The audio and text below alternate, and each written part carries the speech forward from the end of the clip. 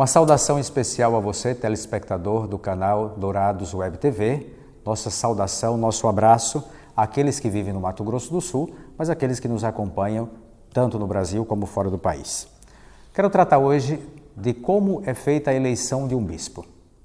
Bom, nós sabemos que no Brasil, o primeiro bispo que aqui chegou foi Fernando Sardinha em 1551, mas não era brasileiro.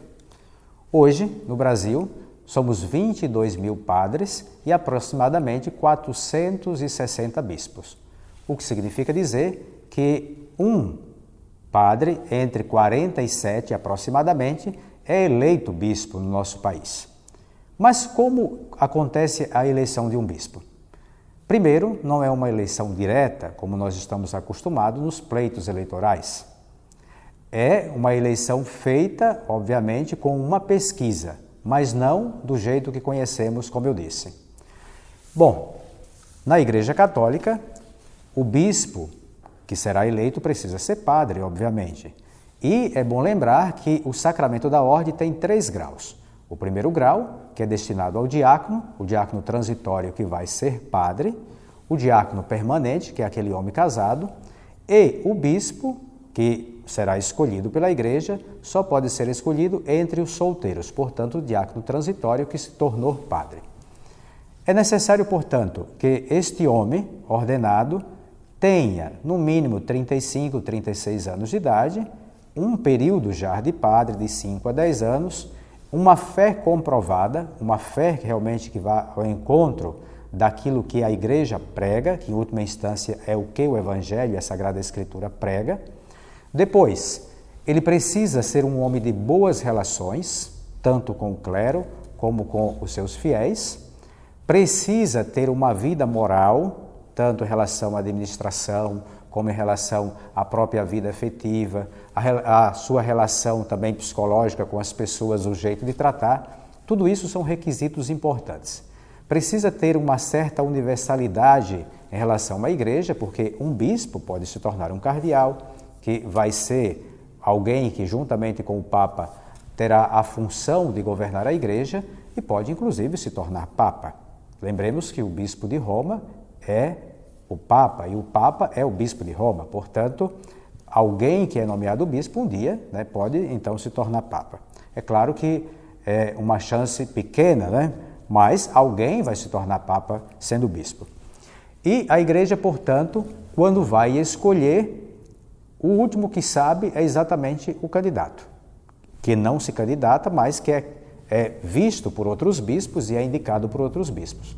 Então, esse padre, na sua diocese, que certamente o bispo daquela diocese conhece, percebe as suas qualidades, é indicado para a Secretaria de Estado, aliás, para a Embaixada do Vaticano, melhor dizendo, assim em cada país, que nós chamamos de nunciatura, e essa embaixada faz uma pesquisa sigilosa, tanto com os padres, que conhece, como com os leigos. Então, são enviadas cartas com várias perguntas e estas cartas, com as suas respostas, depois serão avaliadas. Depois de avaliadas, se aqueles requisitos necessários que a igreja propõe, que eu já lhes falei, realmente são preenchidos, então o nome desse candidato é enviado para o Vaticano e ali tem uma congregação, uma secretaria própria para os bispos. Novamente esse nome é avaliado e depois, se na avaliação se perceber que ele é uma pessoa qualificada para uma diocese grande, uma diocese média, para uma diocese pequena ou para ser auxiliar de outro bispo, em uma diocese maior, então esse nome chega às mãos do Papa. E é o Papa quem dá a última palavra, porque é ele que nomeia a pessoa em nome da igreja, já que o Papa, representando Pedro, tem esta função de ser o primeiro entre os irmãos, de confirmar na fé os seus irmãos. Feito isso, esse nome volta para a anunciatura ou, para você que não conhece a linguagem eclesial, para a embaixada da Santa Sé ou do Vaticano naquele país.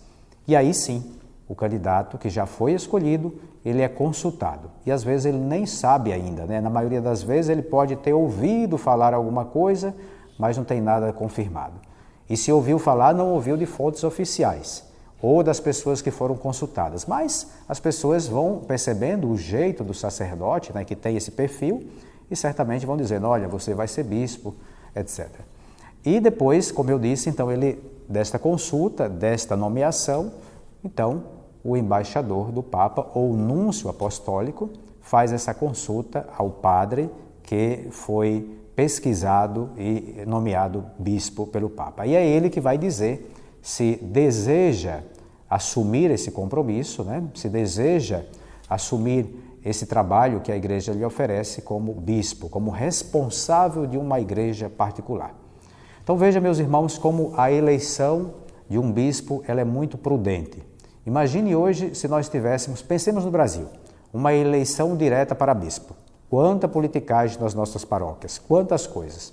De tal forma que ao fazer de forma sigilosa, mas consultando as pessoas, vendo as qualidades, também os limites de cada candidato, a igreja procura fazer com que seja oferecido para a diocese uma pessoa com prudência, uma pessoa preparada, que são os requisitos principais para aquele que vai para exercer um cargo de serviço e não um cargo de poder.